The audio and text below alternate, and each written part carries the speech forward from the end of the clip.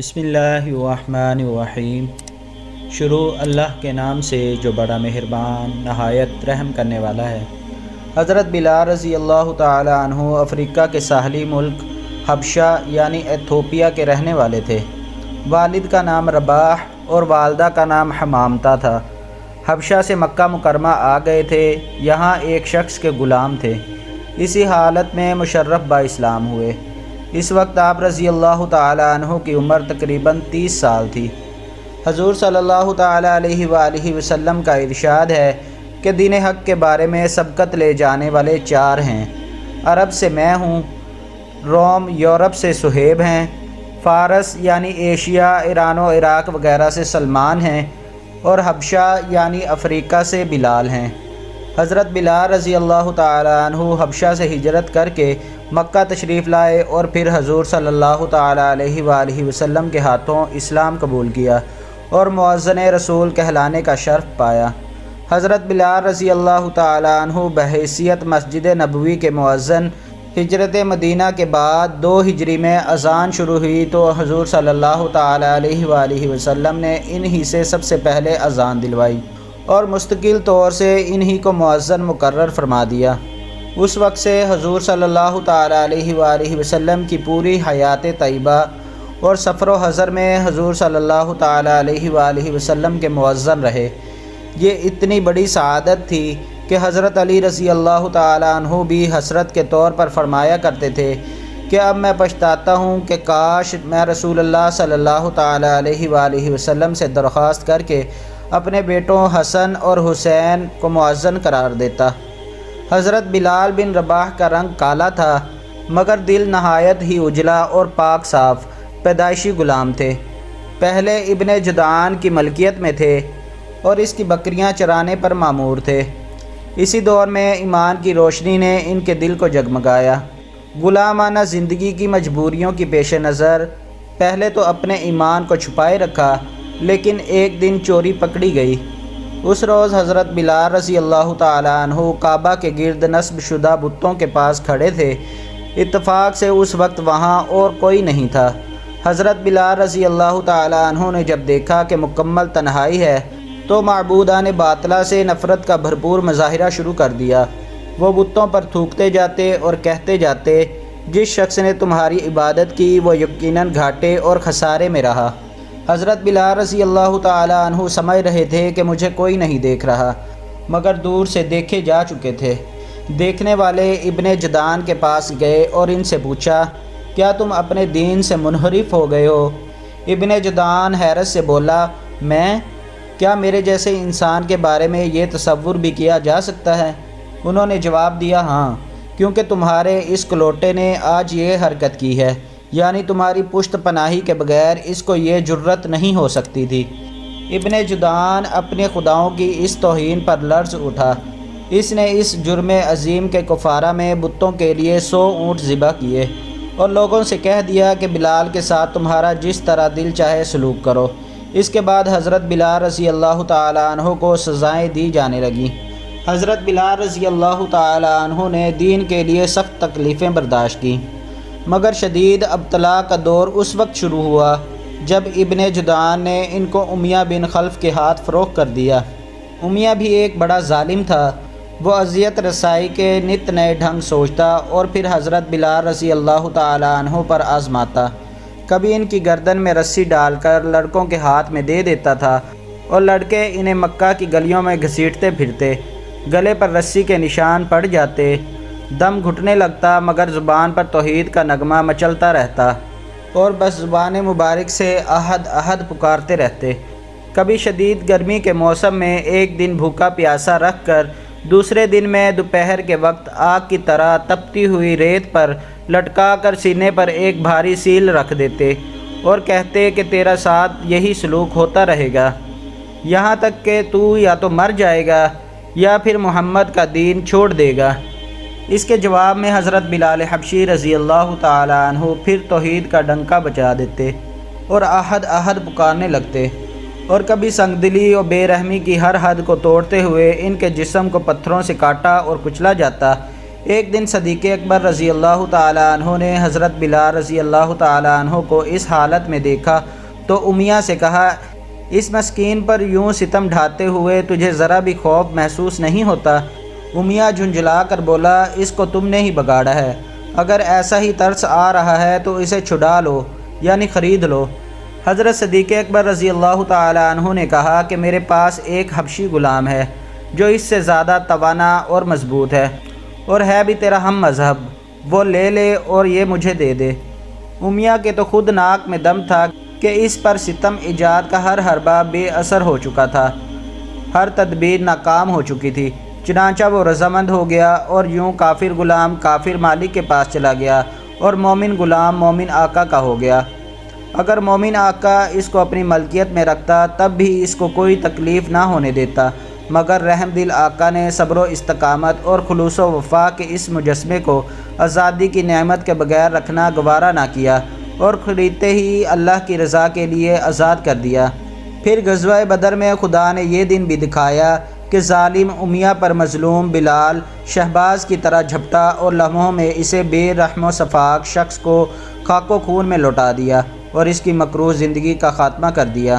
حضرت صدیق اکبر رضی اللہ تعالیٰ عنہ کو اس واقعہ سے بے پناہ مسرت حاصل ہوئی اور انہوں نے حضرت بلال حبشی رضی اللہ تعالیٰ عنہ کو مبارکباد دیتے ہوئے کہا، مبارک ہو بلال، رحمان تمہیں مزید بھلائیوں سے نوازے کہ تم نے اپنا انتقام لے لیا۔ حضور اقدس صلی اللہ تعالیٰ علیہ وآلہ وسلم کا ارشاد ہے کہ بلال، رات میں نے جنت میں اپنے سے بھی آگے تمہارے قدموں کی چاپ سنی ہے۔ ایک حدیث میں ہے کہ اہل حبش میں سے سب سے پہلے جنت میں جانے والے بلال ہوں گے۔ ایک اور حدیث میں ہے کہ جب بلال تمہیں میری کوئی حدیث سنائیں تو اسے سچ جانو، کیونکہ بلال جھوٹ نہیں بولتے۔ ایک حدیث میں ارشاد ہے کہ بلال اچھے آدمی ہیں، ان کی پیروی ایک مسلمان ہی کر سکتا ہے، وہ قیامت کے دن تمام مؤذنوں کے سردار ہوں گے۔ حضرت بلال رضی اللہ تعالیٰ عنہ کو حضور صلی اللہ تعالیٰ علیہ وآلہ وسلم سے بڑی محبت تھی۔ حضور صلی اللہ تعالیٰ علیہ وآلہ وسلم کا جب وصال ہو گیا تو آپ رضی اللہ تعالیٰ عنہ مدینہ کی گلیوں میں یہ کہتے پھرتے تھے کہ لوگو، تم نے کہیں رسول اللہ صلی اللہ تعالیٰ علیہ وآلہ وسلم کو دیکھا ہے تو مجھے بھی دکھا دو، یا مجھے حضور صلی اللہ تعالیٰ علیہ وآلہ وسلم کا پتہ بتا دو۔ حضور اقدس صلی اللہ تعالیٰ علیہ وآلہ وسلم کے دنیا سے جانے کے بعد حضرت بلال حبشی رضی اللہ تعالیٰ عنہ اسی غم ہجر میں مدینہ کو چھوڑ کر ملک شام کے شہر حلب میں چلے گئے۔ ایک سال کے بعد آپ رضی اللہ تعالیٰ عنہ نے حضور صلی اللہ تعالیٰ علیہ وآلہ وسلم کو خواب میں دیکھا۔ حضور صلی اللہ تعالیٰ علیہ وآلہ وسلم نے آپ سے فرمایا کہ اے بلال، تو نے ہم سے ملنا کیوں چھوڑ دیا؟ کیا تمہارا دل ہم سے ملنے کو نہیں چاہتا؟ حضرت بلال رضی اللہ تعالیٰ عنہ یہ خواب دیکھ کر لبیک یا سیدی، اے آقا، غلام حاضر ہے کہتے ہوئے اٹھے اور اسی وقت رات ہی کو اونٹنی پر سوار ہو کر مدینے کو چل پڑے۔ رات دن برابر چل کر مدینہ منورہ میں داخل ہوئے۔ حضرت بلال رضی اللہ تعالیٰ عنہ پہلے سیدھے مسجد نبوی میں پہنچے اور حضور صلی اللہ تعالیٰ علیہ وآلہ وسلم کو ڈھونڈا، مگر حضور کو نہ دیکھا۔ پھر حجروں میں تلاش کیا، جب وہاں بھی نہ ملے تب مزار انور پر حاضر ہوئے اور رو کر عرض کیا، یا رسول اللہ، حلب سے غلام کو یہ فرما کر بلایا کہ ہم سے ملنے آؤ۔ اور جب بلال زیارت کے لیے حاضر ہوا تب حضور پردہ میں چھپ گئے۔ یہ کہہ کر آپ رضی اللہ تعالیٰ عنہ بے ہوش ہو کر قبر انور کے پاس گر گئے۔ بہت دیر میں جب آپ رضی اللہ تعالیٰ عنہ کو ہوش آیا تو لوگ قبر انور سے اٹھا کر باہر لائے۔ اس عرصہ میں حضرت بلال رضی اللہ تعالیٰ عنہ کے آنے کا سارے مدینہ میں شور مچ گیا کہ آج رسول اللہ صلی اللہ تعالیٰ علیہ وآلہ وسلم کے مؤذن حضرت بلال آئے ہیں۔ ان سب نے مل کر حضرت بلال رضی اللہ تعالیٰ عنہ سے درخواست کی کہ اللہ کے لیے ایک دفعہ وہ اذان سناؤ جو رسول اللہ صلی اللہ تعالیٰ علیہ وآلہ وسلم کو سناتے تھے۔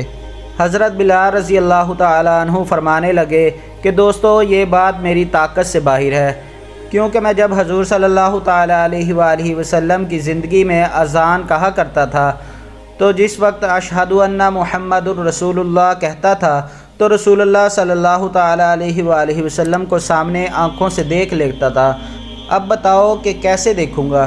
مجھے اس خدمت سے معاف رکھو۔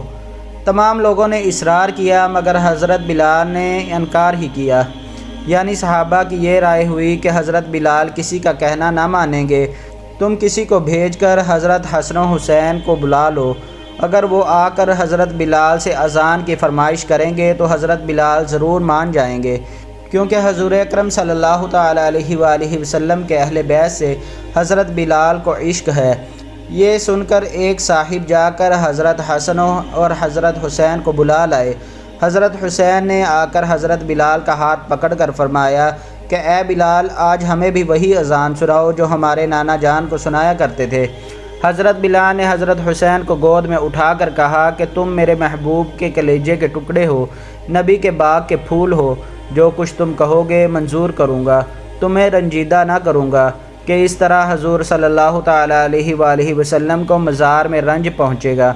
اور پھر فرمایا حسین مجھے لے چلو، جہاں کہو گے اذان کہوں گا۔ حضرت حسین رضی اللہ تعالیٰ عنہ نے حضرت بلال رضی اللہ تعالیٰ عنہ کا ہاتھ پکڑ کر آپ رضی اللہ تعالیٰ عنہ کو مسجد کی چھت پر کھڑا کر دیا۔ حضرت بلال نے اذان کہنا شروع کی، اللہ اکبر۔ مدینہ منورہ میں یہ وقت عجب غم اور صدمہ کا تھا۔ حضور کو وصال فرمائے ہوئے ایک زمانہ ہوا تھا۔ آج مہینوں کے بعد اذان بلال کی آواز سن کر حضور صلی اللہ تعالیٰ علیہ وآلہ وسلم کی حیات مبارکہ کا سماں بن گیا۔ حضرت بلال کی آواز سن کر مدینہ منورہ کے بازار، گلی کوچوں سے لوگ آ کر مسجد میں جمع ہوئے۔ ہر ایک شخص گھر سے نکل آیا۔ پردہ والی عورتیں پردہ سے باہر آ گئیں اور اپنے بچوں کو ساتھ لائیں۔ جس وقت حضرت بلال نے اشہد ان محمد الرسول اللہ منہ سے نکالا، ہزارہ چیخیں ایک دم نکلیں۔ اس وقت رونے کا کوئی ٹھکانہ نہ تھا۔ عورتیں روتی تھیں، ننھے بچے اپنی ماؤں سے پوچھتے تھے کہ تم بتاؤ کہ حضرت بلال مؤذن رسول اللہ تو آ گئے، مگر رسول اللہ مدینہ کب تشریف لائیں گے؟ حضرت بلال نے جب اشہد ان محمد الرسول اللہ منہ سے نکالا اور حضور کو آنکھوں سے نہ دیکھا تو حضور کے غم ہجر میں بے ہوش ہو کر گر گئے، اور بہت دیر کے بعد ہوش میں آ کر اٹھے اور روتے ہوئے ملک شام واپس چلے گئے۔ سرکار دو عالم صلی اللہ تعالیٰ علیہ وآلہ وسلم کے وصال کے بعد حضرت بلال سے مدینہ طیبہ میں نہ رہا گیا اور وہ جہاد کے لیے شام آ کر مقیم ہو گئے۔ بعض روایات سے معلوم ہوتا ہے کہ وہ صدیق اکبر کے عہد خلافت ہی میں شام آ گئے تھے، اور بعض سے معلوم ہوتا ہے کہ حضرت صدیق اکبر نے انہیں روک لیا تھا، پھر حضرت عمر کے زمانے میں شام آئے۔ ایک مرتبہ حضرت عمر رضی اللہ تعالیٰ عنہ اپنے دور خلافت میں ملک شام کی طرف روانہ ہوئے۔ حضرت بلال رضی اللہ تعالیٰ عنہ کو آمد کی خبر ہوئی تو فرط مسرت سے وہاں حاضر ہو گئے۔ خصوصی طور سے سیدنا عمر سے درخواست کی گئی کہ سیدنا بلال کو اذان کے لیے کہا جائے، کیونکہ ان کی اذان کی آواز سنے مدت ہو گئی، اور ویسے بھی رسول اللہ صلی اللہ تعالیٰ علیہ وآلہ وسلم نے ان کو سید المؤذنین فرمایا ہے۔ مسلمانوں کی اس خواہش پر سیدنا عمر رضی اللہ تعالیٰ عنہ نے آپ کو بلا کر فرمایا کہ بلال، اصحاب رسول آپ سے اذان کہنے کی درخواست کرتے ہیں تاکہ عہد نبوت کا نقشہ ایک دفعہ پھر دیکھیں۔ سیدنا بلال رضی اللہ تعالیٰ عنہ نے کہا کہ امیر المؤمنین، میں عزم کر چکا تھا کہ رسول اللہ صلی اللہ تعالیٰ علیہ وآلہ وسلم کے بعد کسی کے لیے اذان نہیں دوں گا، لیکن آج صرف آپ کے ارشاد کی تعمیل میں اذان دوں گا۔ جب اذان دینی شروع کی تو واقعی صحابہ اکرام کی آنکھوں کے سامنے پھر عہد رسالت آ گیا اور ہر دل میں رقت طاری ہو گئی۔ ابھی آپ نے اللہ اکبر ہی کہا تھا کہ لوگوں کے رونگٹے کھڑے ہو گئے، اور جب اشہد ان محمد الرسول اللہ کہا تو لوگوں کے رونے کی وجہ سے کہرام مچ گیا۔ قریب تھا کہ اللہ کے ذکر سے ان کے قلوب پھٹ جاتے۔ سیدنا بلال کی اپنی ریش مبارک اشکوں سے تر ہو گئی۔ سیدنا ابو عبیدہ اور سیدنا معاذ بن جبل روتے روتے بے تاب ہو گئے، اور ان سب سے زیادہ امیر المؤمنین سیدنا عمر فاروق رضی اللہ تعالیٰ عنہ روتے تھے، یہاں تک کہ ان کی ہچکی بند گئی، اور دیر تک یہی نقشہ جمع رہا۔ سیدنا بلال حبشی رضی اللہ تعالیٰ عنہ یہ دیکھ کر چاہتے تھے کہ اذان کو ادھورا ہی چھوڑ دیا جائے، لیکن انہوں نے اذان کو مکمل کیا، جس کے بعد سیدنا عمر فاروق رضی اللہ تعالیٰ عنہ نے فوراً نماز پڑھائی۔ دمشق میں ایک قبرستان ہے جو باب الصغیر کے نام سے مشہور ہے۔ یہ قبرستان ہزاروں سال پرانا ہے۔ اس قبرستان میں کئی سو صحابہ و تابعین و بزرگان دین مدفون ہیں۔ قبرستان کے دروازے سے داخل ہوتے ہی حضرت بلال حبشی رضی اللہ تعالیٰ عنہ کے مزار کا گنبد نظر آتا ہے۔ حضرت بلال کے مزار مبارک کے اطراف میں دمشق اور شام کے بہت سے عمرا اور حکام مدفون ہیں۔ ایسا معلوم ہوتا ہے کہ ان حضرات نے خاص طور پر حضرت بلال رضی اللہ تعالیٰ عنہ کے مزار کے آس پاس دفن ہونے کی وصیت کی تھی۔ حضرت بلال رضی اللہ تعالیٰ عنہ کے مزار مبارک والا کمرہ 16 فٹ چوڑا اور اتنا ہی لمبا ہے۔ قبر مبارک زمین سے 5 فٹ اونچی ہے۔